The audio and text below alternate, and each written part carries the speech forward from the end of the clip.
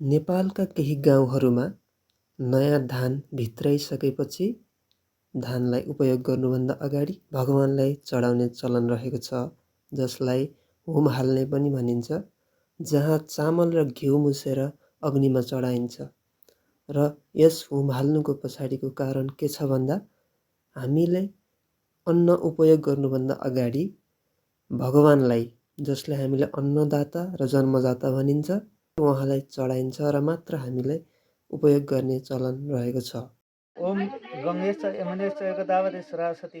भगवानले सबै जीवहरूलाई बाँच्ने अन्न होइन दिनुभयो। अन्न भगवानलाई समर्पण गरेर उहाँको प्रसाद हामीले ग्रहण गर्ने।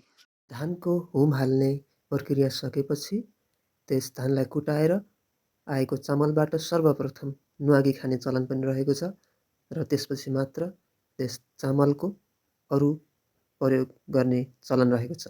ओम वातेभ्यो स्वाहा, ओम वातेभ्यो स्वाहा, ओम वाताय स्वाहा, ओम धूमाय स्वाहा।